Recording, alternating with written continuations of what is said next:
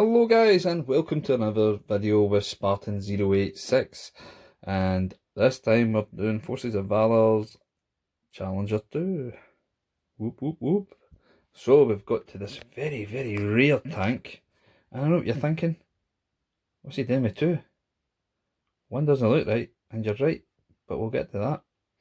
So we're going to the first one, this bad boy on the left. So Forces of Valor came out with this not long after Operation Iraqi Freedom had commenced, and what a tank, what a model. So a wee bit of history about the vehicle. The Challenger 2 comes from the Challenger 1, funny enough, and they're pretty much nothing in common. I think there's only a small amount of percentage of the vehicle are actually interchangeable. Something about, I think it's about 15 or 17%, maybe more, maybe less, apologies. I was never an armoured man, wish I had been. So, Challenger 2.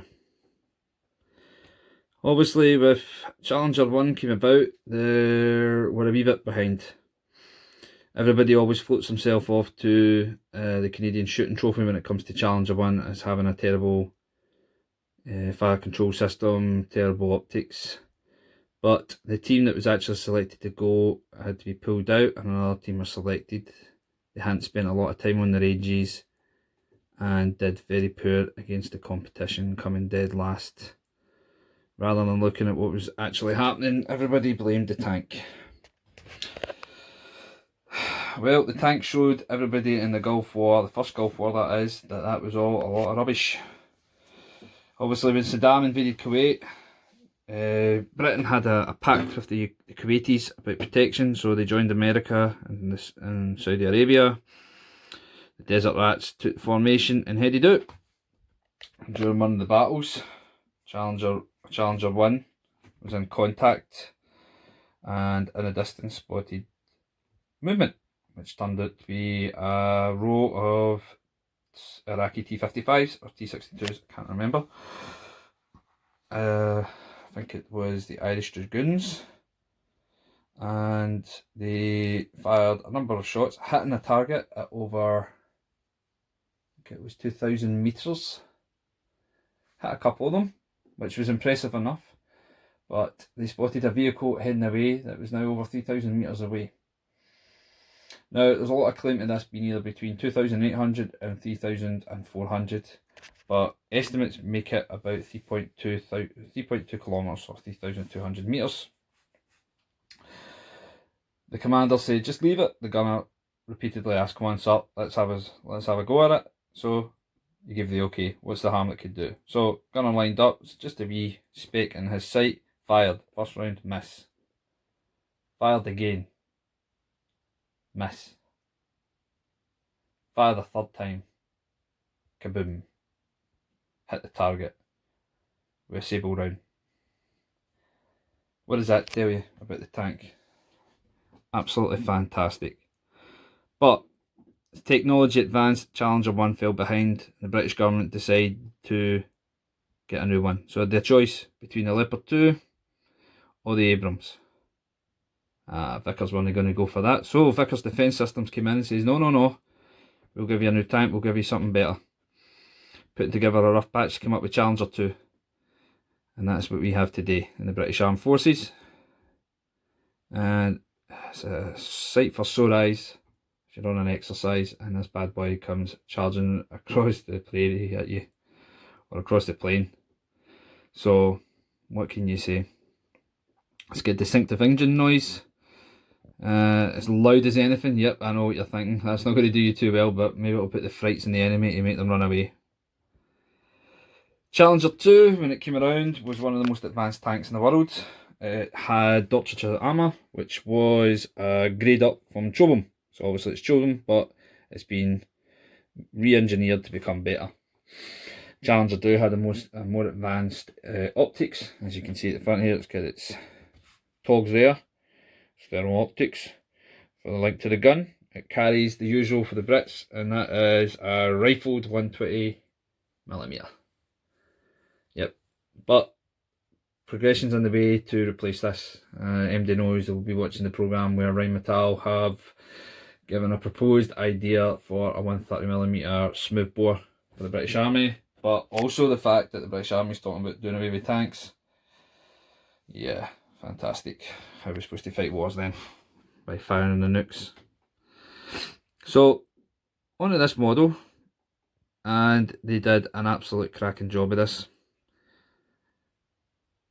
I'd only just joined the army when this kicked off, and I remember watching it on the telly back home, images of the Sim and Valor going through,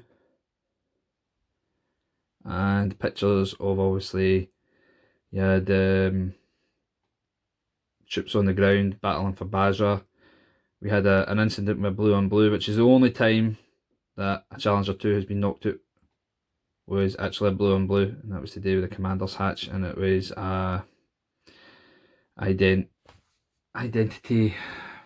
identification, I should say.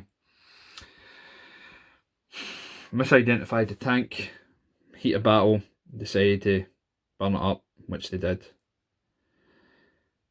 But apart from that, this tank had an incident where numerous RPGs and a Milan anti-tank missile were fired at it, and it was still running. Later on, it had an incident where an RPG-22 was fired at it as it climbed a building, climbed the remnants of a building I should say, and exposed its underside here. The RPG smashed through, because it's a tandem warhead with an RPG-29, the first part smashed the ERA, and then the second part smashed through the under thinner part of the armour, injuring the driver, but the tank was still drivable and it was still workable. This led to a redevelopment of the Challenger 2 to become what's known as TES, Theatre Entry Standard, and we'll get to that in a second. This model is based on the RSDG, which is the Royal Scots Dragoon Guards, which is Scotland's cavalry regiment. Whoop whoop. This is officially one of the oldest regiments in the whole of the British Army, and is descended from two: the 3rd Carabiners, which was the Prince of Wales, and the Royal Scots Greys, which is the oldest cavalry regiment in the British Isles. It's a lot older than it's let on to be. It was created a long time ago, long before the Union, and when the Union came, Scotland's prime infantry regiment, which was the Royal Scots, had a history dating back before any of the other regiments of foot, so they were given the title 1st of Foot, Royal Regiment. When England looked at it, they went, whoa, we can't have another Scottish unit being the first within the cavalry, within the horse, so they were made second. And this also goes with the Scots Guards. They are the oldest Guards foot regiment, history dating back well before the Grenadiers or the Coldstreams. But again, that can't be allowed. So the model itself, absolutely fantastic. Looks exactly like the units that went in. If you've ever seen pictures of the RSDG as they advanced in, or the Dragoons when they went in, the other Dragoon regiment, I think it was, as well as you had an element from 2 RTR. I think they had a squadron move in as well. You'll notice that there was so much in common. Obviously you've got allied identification markers, you have troop number as well at the side there.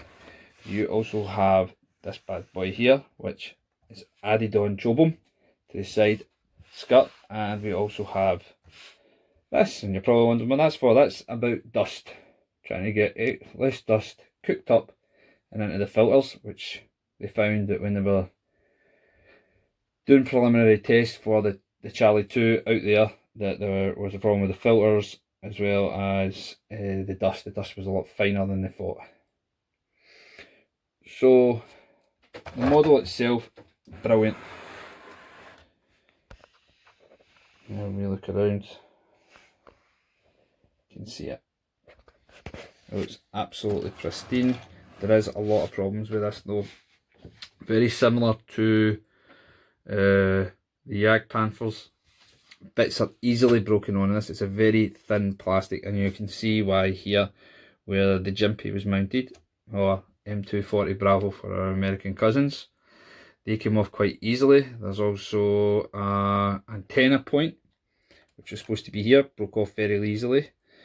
You also have two fuel cartons that go at the back, or fuel barrels, I should say, for people that are not sure of that. They are very flimsy and easily broken off. I still have my two. As for the antenna and the secondary weapon, it's into the wind. Never seen them again. Don't think I'll ever see them again. But overall, it's a good tank. It's very hard to come by, as you'll find out. They usually go for no less than £200 to £300 mint condition in box. Outside the box in good condition, you're talking about maybe 120, 130, 80 to £90 if they're in reasonably good condition outside the box. Usually about £70 if they are in bad condition. But they're just a very, very rare tank, so they're just kind of bought up right away. Also, I have two, so I got this one in 2004 when it first came out. Absolutely loved it. I kept that and tried to keep it in reasonably good condition, and I have, and I will continue for the foreseeable future. Now we'll move on to my wee customised version. Now, apologies, I have tried my best at this. I did this with the basics that I had, and decided to call it quits after I couldn't get the MCS netting done properly. So what you have in front of you is Challenger 2 done in the TES outfit. So it's covered in MCS netting. It has an RCW sight weapon station on top. It has a Canadian ECM filter system that I've put in. Tried my best to get the antenna complex done, but it didn't work out 100%, so I've just had to make do with what I can. I've put bar and cage armour around the rear of the vehicle and netted it. I tried my best to get it as good as I can with what I can. I was going to buy a 135 kit and try and modernise it, but found that this would not have gone pretty well. So I've done what I can overall. I think it's turned out not as bad as I thought it had, but please do not judge me. I do like it. So overall, Forces of Valor Unimax's Charlie 2, as it's known, is fantastic. If you do have one, I will clap you. You have done well, sir or madam.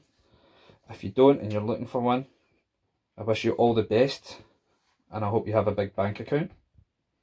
This is one of the best tanks that they brought out. It's one of the rarest, and there's a reason why, as I've told you. It's just fantastic.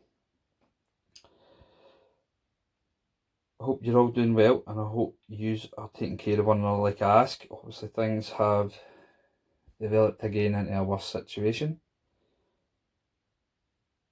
And please like and subscribe to the videos.